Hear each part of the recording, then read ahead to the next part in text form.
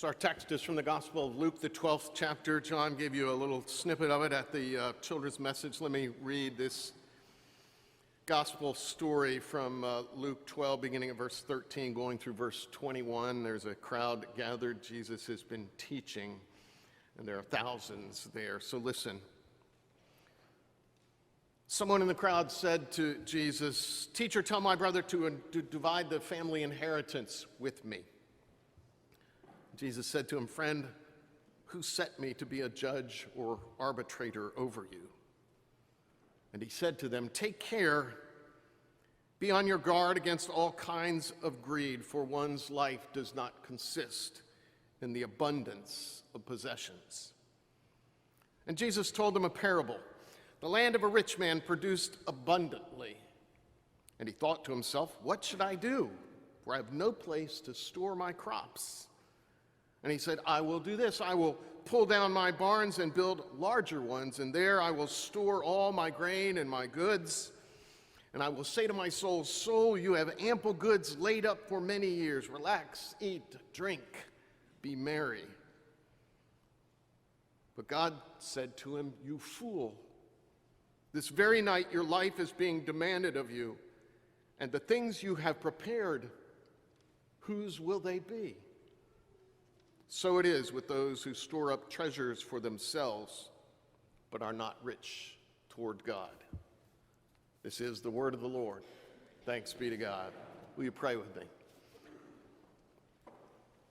Holy God, as we break open your word, may it be broken open in our lives, our hearts and our minds as we ponder it, that we in turn might be broken open in the world to which you send us. We pray in Jesus' name. Amen. So 12 years ago, a little over 12 years ago, August of 2007, I preached on this very text, and here's how I opened the sermon that day. This past Thursday, while watching the morning news, I saw the stock market had fallen below 13,000 for the first time since April. And I had an immediate reaction.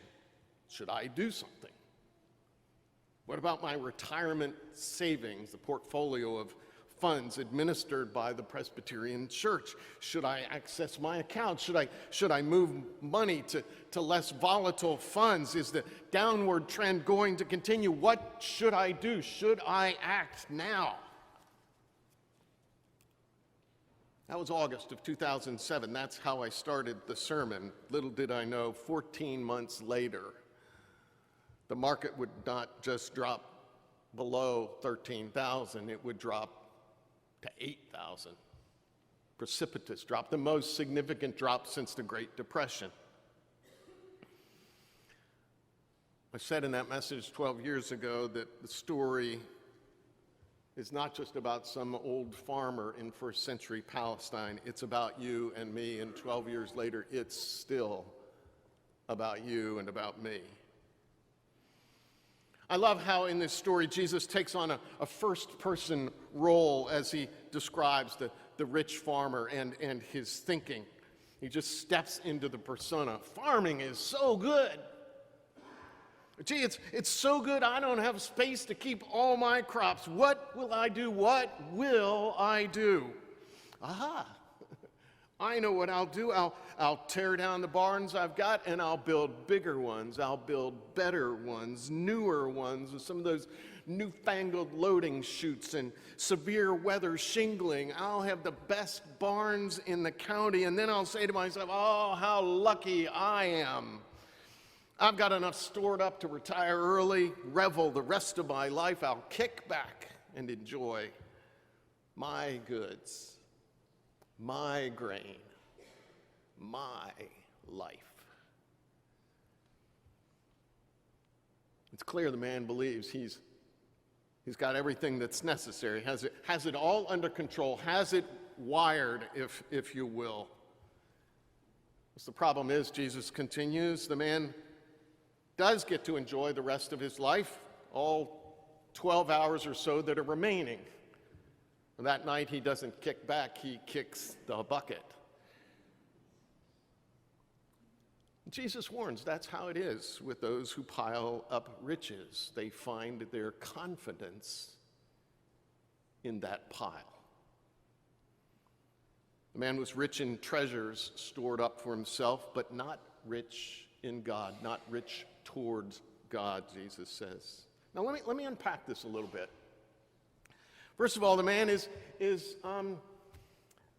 shall I say, just a little bit of an egotist. His 61-word soliloquy contains 6 I's and 5 minds. There's no thought of God. He talks of my goods and my grain as if he could command the sap to rise in the trees and is personally responsible for the fertility of the soil. He speaks as if he is the one who can guarantee the faithfulness of the seasons, to cause the rain to fall and the sun to shine. And such a man is, if you will, a practical atheist who acknowledges, I got no need for God. But secondly, not only heedless of God, he is also bereft of thought for others. Given the scope of his production, it's unlikely he plowed all those fields alone, harvested the crops by himself, or built his barns single-handedly. He forgets that wealth is more a social than an individual achievement. No one gets rich single-handedly. And those who think they have, they're the supreme egotists.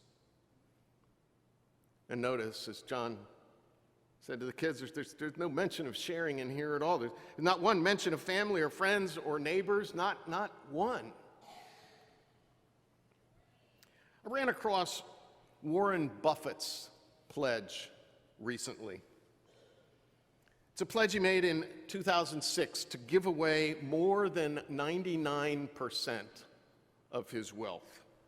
And in 2010, Bill and Melinda Gates joined Warren Buffett to form the Giving Pledge, what they call it, the Giving Pledge, and they've invited the very rich to give away at least 50% of their wealth. More than 203 people to date have signed up and joined them in that pledge.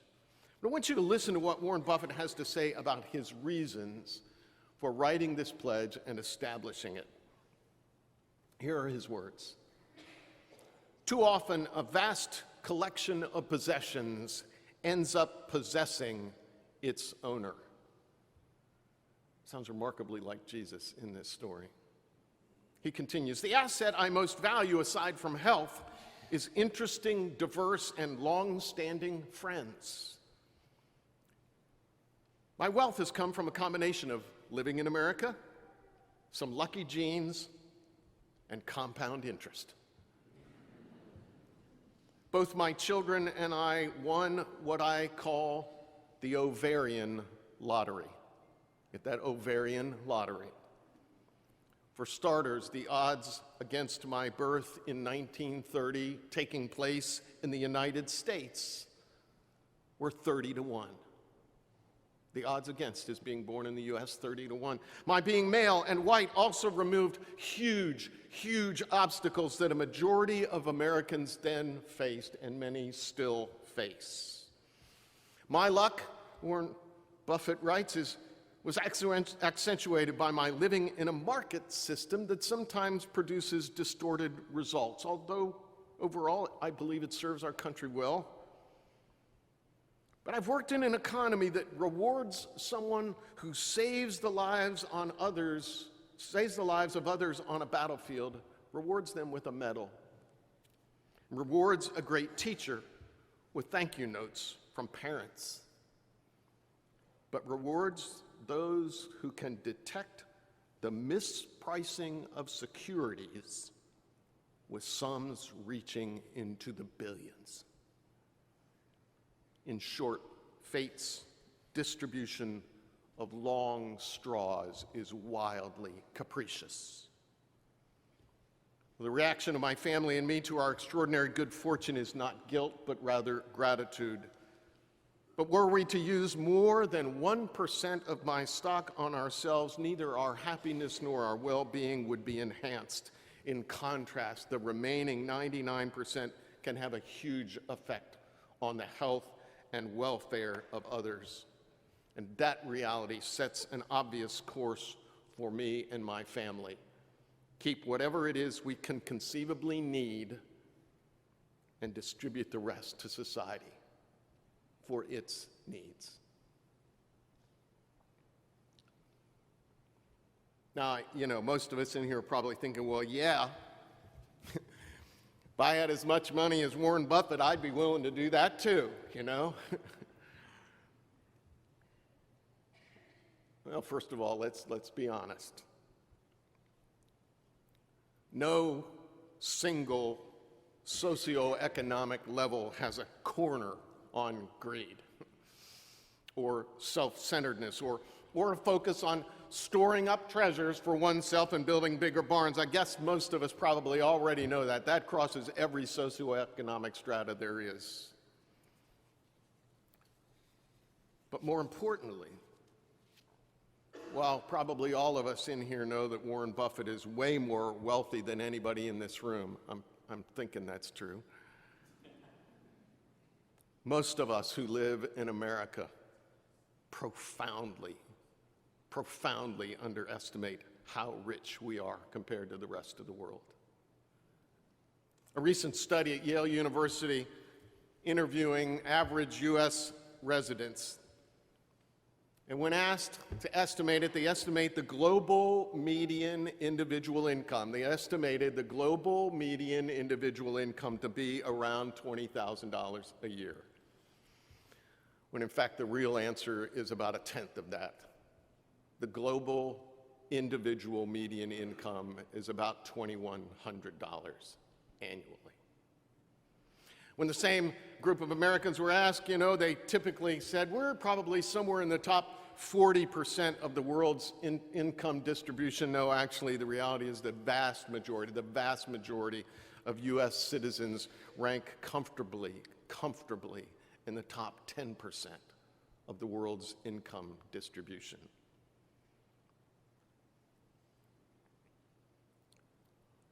Well, I say all that because whoever we are, and at whatever level of the income strata you and I find ourselves, for me the question from this text is our planning with our stuff, with our resources, is our planning more like the man with the barns,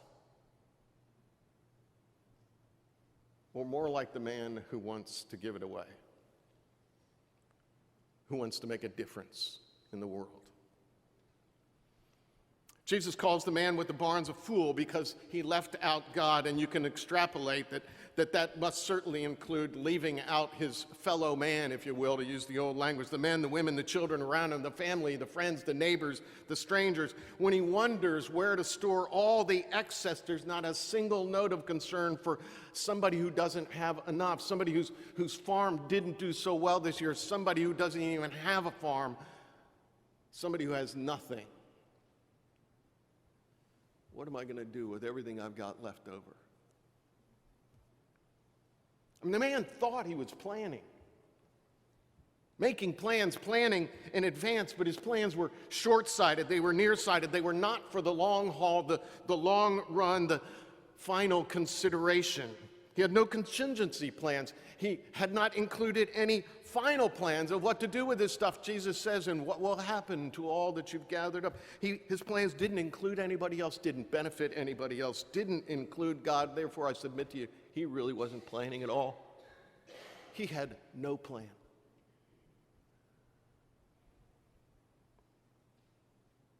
Our endowment fund wants you and me to think about planned giving,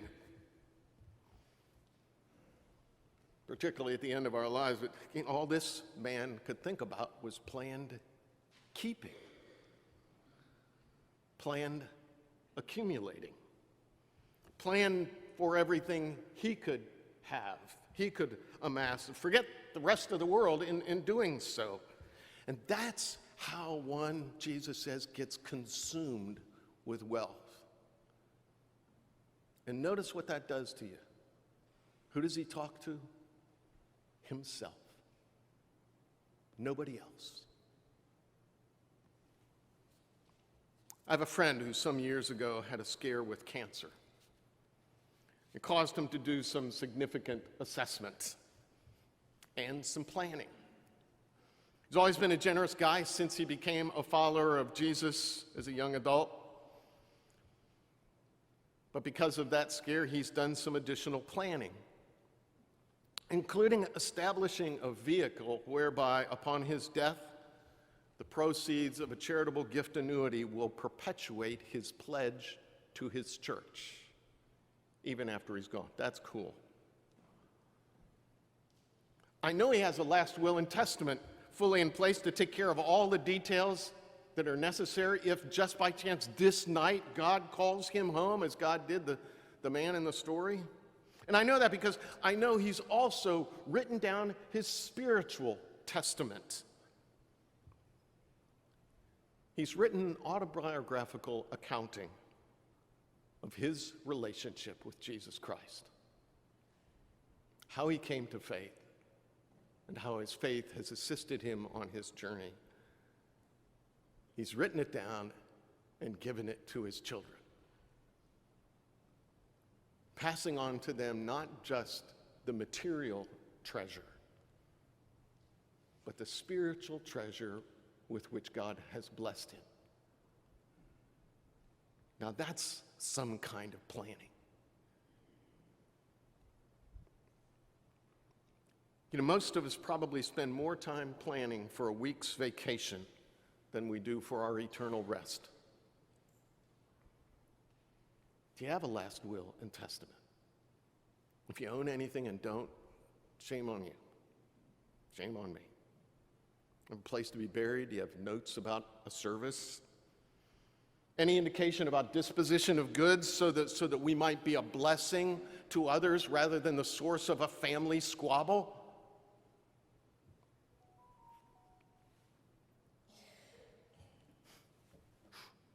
This past week I spent a few days in Ohio because my father broke his hip on Saturday and is in the hospital.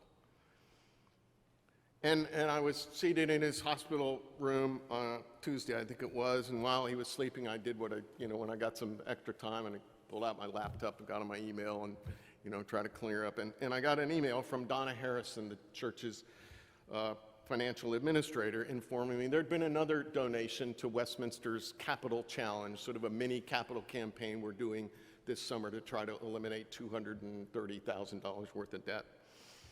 And the single line in her email said to me, "This one is special." And there was an attachment. So I opened the attachment. It's a PDF of a check that my dad wrote to Westminster's Challenge in honor of my mom, who died a year ago. He wrote the check and mailed it the day before he fell. My dad's on a fixed income, and I can guarantee you it's not the size of Warren Buffett's, just in case you were asking. But he tithes. He always has. His tithe, 10% of his fixed income, goes to the church in Cincinnati where he and my mom were members for 63 years, 10%. Planned giving. In season and out of season, committed to sharing 10% of his blessings through the ministry of the church. The check to Westminster was over and above that because my dad also knows there are always needs that will come along that will invite him to respond with generosity. That's not his tithe. That's his offering. You hear we say that language each week. We talk about tithes and offerings. One is planned giving, a regular, intentional way of committing one's resources, the first fruits, not to bigger barns, but to the work of the gospel. And the other, an offering, is a response to some specific need or some blessing or some bonus or some opportunity that one can lift up. Okay, maybe you and I can't give away 99% like Warren Buffett. Maybe not even 50% like others of his kind that he's invited and challenged to do so. And maybe you're not quite at the biblical challenge of a tithe, 10%, like my father has been all of his life. What I really want to ask is your giving and my giving planned? Or is it just a knee-jerk kind of reaction if somebody gives you a good story? And if it's not planned, might you and I consider moving toward a tithe? 3 weeks from today is Dedication Sunday, when members of this congregation, members and friends, will be asked to turn in pledge cards, all of us, me as well, toward next year's ministry. And if you don't already pledge, I invite you to consider planning your giving. Like, for instance, just make an estimate of what you'll give to the church this year and figure out what percent of your income it is. If it's 0.5%, maybe you could do 1%.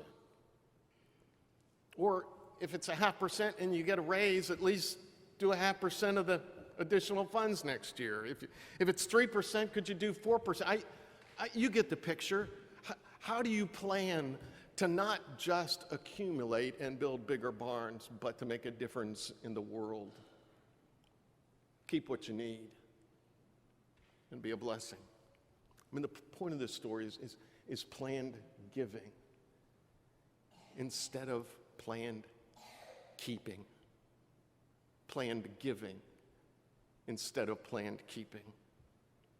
Planned giving not just at the end of life, but throughout our lives. You and I have been blessed, all of us, abundantly and freed to give our lives away. That's how you and I and those around us will be rich toward God. Planned giving, whether it's the church or some service agency, I don't really care about that. It's far more about us not being caught with planned keeping as the driving force of our lives. Planned giving. May it be so. Amen.